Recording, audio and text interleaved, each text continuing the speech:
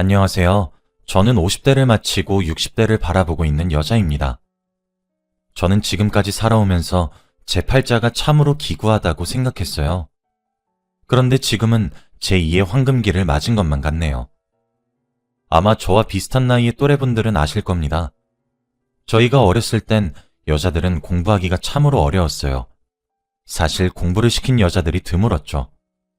그 당시에는 공부하는 것도 다 돈이 있어야 했거든요. 집안의 남자들만 공부를 할 수 있었어요. 그래서 저도 어린 나이부터 돈을 벌어야 했습니다. 전 밑으로 남동생이 2명이나 있어요. 아버지는 아주 엄하고 가부장적이셨지만 제 남동생들은 아주 다정했답니다. 누나라면 끔뻑 죽었어요. 제가 번 돈으로 공부하는 것을 미안해했던 기특한 동생들이었죠. 일을 해서 손끝이 다 상하면 몰래 약도 발라주는 동생들이었습니다. 때로는 철이 없었지만 사랑스러운 동생들이었죠. 저는 성인의 나이가 되기 전부터 공장에서 돈을 벌었어요. 미싱 일을 배웠죠. 저는 그래도 손재주가 좋은 편이기도 했고 감도 빠른 편이라 다른 사람들보다 빨리 익숙해져서 당시에는 다른 사람들보다 조금 더 돈을 버는 정도였어요. 그렇게 돈을 벌어서 동생들의 학비와 집의 생활비를 보태기 시작했죠. 정말 다치기도 많이 다쳤고 혼나기도 많이 혼났어요. 옷감을 상하게 하면 저희를 관리하시던 아저씨에게 눈물이 쏙 빠지게 혼쭐이 나기도 했습니다. 그리고 그 당시에는 여자들의 텃세가 심해서 제가 일을 잘하거나 윗사람들 눈에 들면 공장에서 일하는 언니들한테 끌려가서 맞기도 했어요. 그래도 철은 없지만 착하고 다정한 동생들 얼굴을 떠올리며 꾹꾹 참고 버텼습니다. 나도 언젠가 좋은 날이 올 거다 믿으면서요. 제가 공장에서 가장 막내였는데 저보다 몇 년 더 일찍 들어온 언니랑 월급이 같더라고요. 원래는 혼자 일을 하기 몇 년 걸린댔는데 저는 반년 만에 혼자서 작업을 할 수 있었거든요. 그런데 이 사실이 알려지게 되면서 참 괴롭힘을 많이 받았습니다. 하루는 다른 날과 다를 바 없이 공장 언니들 텃세에 묵묵히 참고 있었어요. 그런데 그날 새로 들어온 2살 많은 오빠가 있었는데 괴롭힘을 다 막아주더라고요.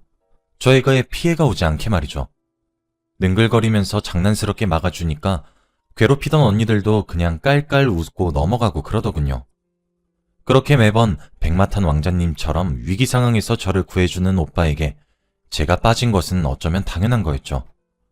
저와 같이 오빠도 저에게 빠졌고 우린 그렇게 눈이 맞았습니다. 저는 처음 하는 사랑이었어요. 처음 해보는 거라 그런지 정말 무섭도록 빠졌죠.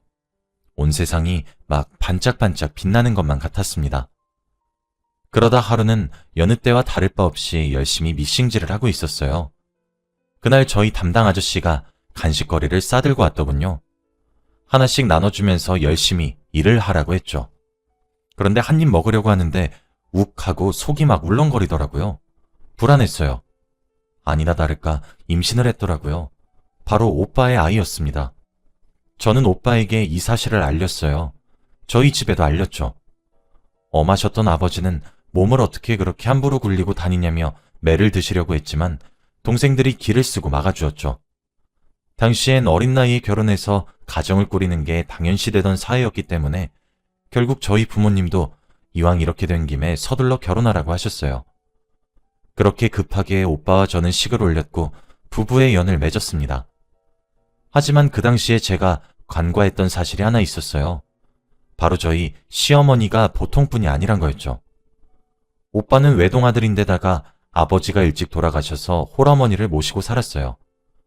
그때는 시부모님을 모시는 게 당연해서 저도 시댁에 들어가서 살게 되었죠. 그런데 시어머니가 진짜 상상 그 이상이었습니다. 몸이 무거워지자 공장일도 그만두게 되었는데 그러다 보니 하루에 잠을 자는 시간만 빼고 시어머니와 함께했죠.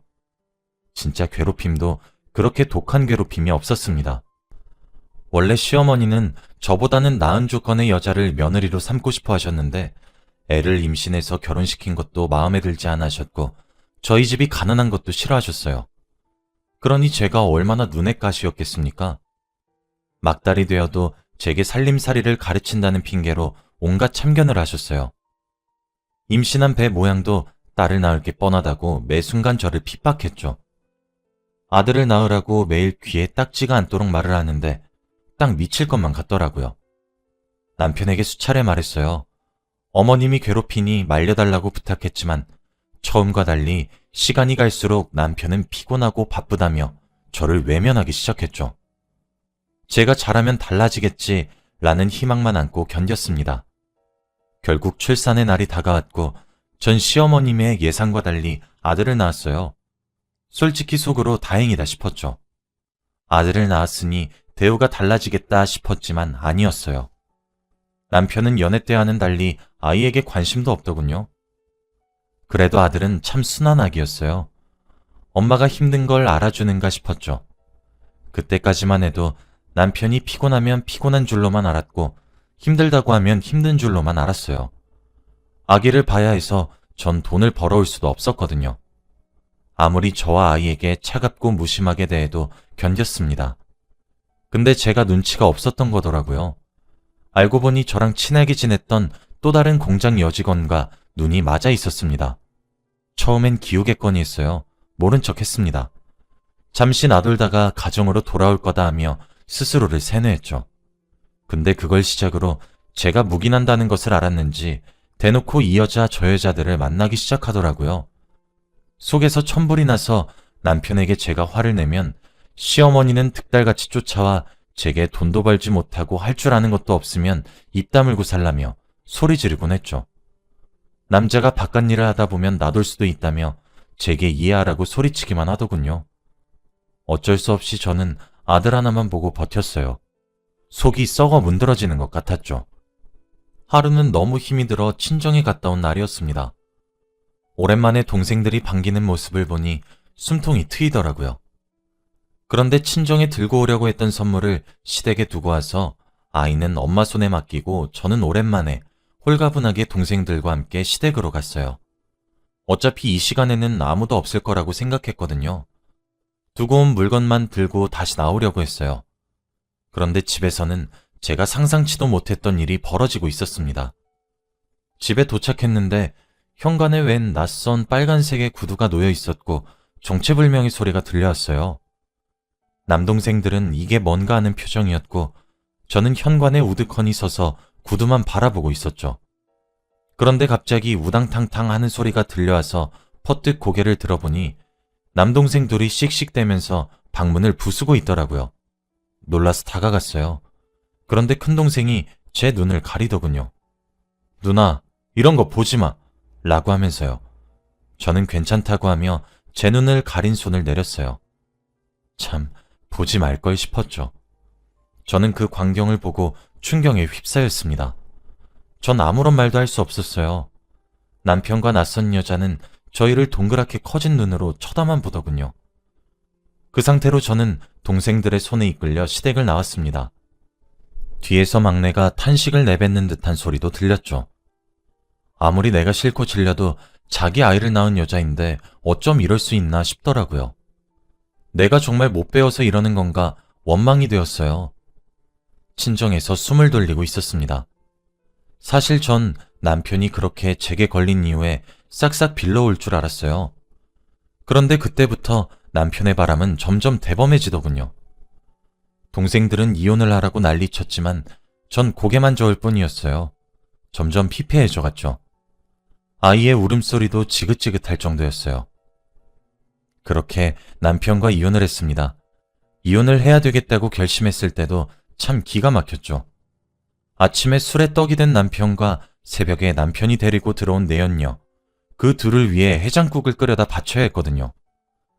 그날따라 그 신세인 제가 너무너무 스스로가 불쌍해 보였어요. 그때가 계기가 되었고 정신을 차려보니 이혼 서류에 사인을 했더군요. 그때는 이혼이 흠이 되는 시대였기에 어디 말할 곳도 없었고 제대로 된 위자료도 한 푼 받아내지 못했습니다. 그리고 직업이 없단 이유로 아이의 양육권도 빼앗겼어요. 세상을 등지려고 얼마나 노력했는지 모릅니다. 남자한테 버림받아 배 아파 낳은 자식도 빼앗겨 내가 삶을 더 살아야 할 이유가 없더라고요. 생전 눈물 한 방울 흘리시지 않았던 아버지의 눈물과 어머니의 통곡, 그리고 남동생들의 애원에 마음을 다잡으려고 무던히 애썼습니다. 아이를 되찾겠다는 일념 하나로 정신을 차리고 일자리를 구했고 삶을 살아갔죠. 그 사이에 아이를 몇 번이나 찾아갔지만 시어머니와 남편의 횡포에 매번 문전박대를 당했어요. 하루는 어느 날과 다름없이 아이 얼굴 한번 보고 싶어서 시댁이 있는 동네로 찾아갔습니다. 자주 가던 슈퍼마켓 앞에 있는 의자에 앉아 숨을 돌리고 있었는데 주인 아주머니가 저를 알아보고 나오셨어요. 아니 세댁, 왜 이제 오는 거야? 큰일 났어. 세댁 아기 입양시켜서 보내버린다고 했었단 말이야. 라고 다급히 말씀하시는 거예요. 저는 그게 무슨 소리냐고 했는데 아주머니는 남편이 재혼을 하기 때문에 아기를 입양 보내려고 하는 거라면서 제게 이런저런 말들을 조잘조잘 늘어놓기 시작했죠. 청천벽력 같은 소리였습니다. 저는 그 소리를 듣자마자 시댁으로 달려갔어요. 하지만 시댁은 집을 비우고 사라졌더군요. 그렇게 모든 소식이 끊겼습니다. 그 이후로 시댁 관련 소식은 아무것도 들을 수가 없었어요. 전 그렇게 아이를 잃게 된 겁니다. 그리고 제 세상 또한 무너졌어요. 화가 난 친정 식구들이 총동원해서 이잡듯이 남편을 찾아 헤맸지만 찾을 수 없었어요. 남동생은 제 모습을 보면 남편을 찾아 어떻게든 복수하겠다며 이를 부득부득 갈았죠. 그로부터 25년이 흘렀습니다. 그 사이에 부모님은 돌아가셨고 제가 뒷바라지에서 열심히 키운 동생들은 번듯한 직장을 가져서 성공했고 결혼까지 했죠. 그리고 아이까지 낳았어요. 저는 가슴속에 제 아이를 묻고 지냈습니다. 조카들이 재롱을 부리면 눈에 제 아이가 밟히는 듯 했죠. 동생들이 데려온 여자들도 하나같이 착하더군요. 제가 동생들의 어머니 역할까지 해줬다며 동생들 부부끼리 돈을 모아 제 명의로 가게를 하나 차려주었거든요. 다 늙은 나이에 작은 식당에서 사장님 소리도 듣고 살았습니다. 그러다 제가 일하는 가게가 입소문을 탔고 맛집 프로그램에 소개되기도 했죠. 다른 날과 다를 바 없이 열심히 장사 준비를 하려고 하는데 어떤 청년이 저희 가게를 찾아왔더라고요. 가게를 오픈하기도 전에 말이죠. 아직 문 열려면 기다리셔야 되는데 안쪽에서 기다리실래요? 라는 제 말에 아무 말 없이 저를 물끄러미 쳐다만 보다가 밖으로 나가버렸어요. 저는 이상하다 하면서도 익숙한 얼굴에 고개만 갸웃거렸죠. 그로부터 며칠 후 그 청년은 또 저희 가게를 찾아왔더군요. 이번엔 마감 시간에 맞춰서 말이에요. 얼핏 술 냄새가 나는 것 같기도 했어요. 청년은 대뜸 저에게 삿대질을 하며 왜 저를 버렸어요? 라고 하더라고요. 영문을 모른 채 청년 너무 취한 것 같아요. 집이 어디예요? 라고 물었더니 왜 제가 어렸을 때 저를 버리고 집 나갔냐고요. 이젠 제가 기억도 안 나요? 라고 소리를 치는 겁니다. 그 청년은 바로 25년 전에 헤어졌던 제 아들이었어요. TV를 보다가 우연히 제 가게가 소개되는 프로그램을 보게 되었다고 해요. 그런데 자기가 가지고 있었던 옛날 사진에 나온 모습과 비슷하고 자기가 들었던 엄마 이름과 똑같아서 찾아온 거였다고 해요. 여기에 올 때까지만 해도 긴가민가 했는데 저번에 오픈하기 전 제 얼굴을 마주했을 때 이 사람이 친엄마구나 하는 촉이 왔다고 하더라고요. 그러면서 왜 자기를 버리고 도망쳤던 거냐고 엉엉 우는데 저도 부둥켜 안고 엉엉 울었습니다. 진정하고 들어보니 남편은 아이를 입양 보내는 데에 실패했다고 해요. 제 아들은 눈칫밥을 먹으면서 자랐고 엄마를 찾는 아들에게는 남자에 미쳐서 널 버리고 집을 나갔다고 속였더군요. 어쩜 아빠라는 사람이 그렇게 악마 같을 수 있는지. 아들은 성인이 되고 나서 집을 나와 독립해서 살고 있었습니다. 커가면서 새엄마에게 구박이랑 구박은 다 받고 자랐고 아이 아빠도 사랑 한 톨 주지 않았더군요. 25년 만에 재회한 아들은 너무 낯설었지만 자세히 보면 어렸을 때 얼굴이 많이 남아 있었어요. 저와 아들은 극적인 재회를 하게 되었고 제 집으로 아들이 들어오게 되었습니다. 제가 그동안 얼마나 찾아 헤매고 다녔는지 아이 아빠와 제 사이에 일어났었던 가정 파탄의 이유가 무엇인지 아들에게 낱낱이 설명해 주었죠. 아이는 제가 버리지 않았던 사실을 알고는 이제 다 괜찮다며 절 꼭 안으며 눈물을 흘리더군요. 아기였을 시절에도 눈물이 많았는데 커서도 똑같구나 싶었습니다. 매일 아침 아들 아침상을 차렸고 아들이 무슨 음식을 좋아하고 무슨 음식을 싫어하는지 등등 아들에 관해 공부하기 시작했어요. 정말 재밌었어요. 행복의 연속이었죠. 그렇게 몇 년을 같이 살았어요. 아들이 하루는 제게 아가씨 한 명을 소개시켜주며 결혼할 사람이라고 하는 겁니다. 제 품속에 돌아온 지 몇 년 되지 않아 마음 같아선 결혼을 반대하고 싶었어요. 좀 더 끼고 살고 싶었거든요. 하지만 이제 행복이 뭔지 알 것 같단 아들의 말에 결혼을 허락했죠. 아들의 상견례를 위해 저는 전 남편을 만나야만 했습니다. 아들은 자기 결혼 때문에 제게 몹쓸 짓을 하는 것 같다며 정말 미안해했죠. 상견례를 하기 하루 전날 전 남편을 먼저 만났어요. 아들 결혼에 대한 이야기로 미리 입을 맞춰야 했기 때문이죠. 너무 오랜 세월이 흘러서 그런지 미움도 희석되었나 보더군요. 서로 늙어서 주름이 생긴 얼굴을 보고 있자니 원망하는 마음도 안 들었습니다. 오랜만이란 말을 제외하곤 아들의 결혼 이야기뿐이었어요. 시간이 흘러 아들의 결혼식 당일 혼주석에 앉아 있으니 정말 감회가 새롭더군요. 오만 생각이 다 들더라고요. 그 후 아들과 며느리는 저를 모시고 살고 싶다며 셋이서 함께 살고 있어요. 아들의 고집으로 봐서 처음엔 저도 괜찮다고 거절을 했는데 며느리가 만만치 않더라고요. 전 남편은 종종 아들 안부에 관해 제게 전화가 와요. 아들은 모든 진실을 알고 난 뒤에 아이 아빠와 거의 연을 끊듯이 지내는 것 같습니다. 전 남편의 엿보니까 저는 아들 뜻을 존중하고 있어서 알려주고 있지 않고 있어요. 지금은 우리 며느리가 쌍둥이 손녀들을 낳아서 함께 아이를 봐주면서 제2의 인생을 즐기고 있어요. 눈에 넣어도 아프지 않습니다. 어째 손녀들이 우리 아들 어릴 적 모습이랑 어쩜 그리도 판박인지 옛날 생각이 참 많이 나네요. 저는 남편에게 버림을 받았고 아이를 뺏겼고 힘들게 돈을 벌어야 되는 가정이 되었고 책임져야 할 동생도 둘이나 있었어요. 지금 생각해보면 제 나이도 참 많이 어렸습니다. 그래서 전 제 팔자가 기구하다고 생각했어요. 이렇게 불행할 수 있나 얼마나 우울함에 빠졌는지도 몰라요. 그런데 지금 이렇게 행복해질 수 있다는 걸 전혀 예상하지 못했습니다.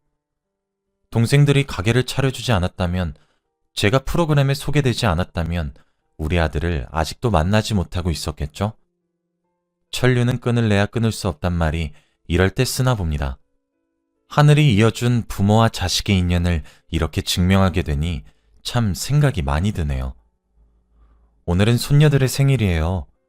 며느리 먹일 소고기를 사서 집으로 돌아왔는데 곤히 잠자고 있는 손녀들을 보니 문득 제가 살아온 세월이 주마등처럼 지나가는 듯해 이렇게 사연을 적어 보내봤습니다. 긴 글 읽어주셔서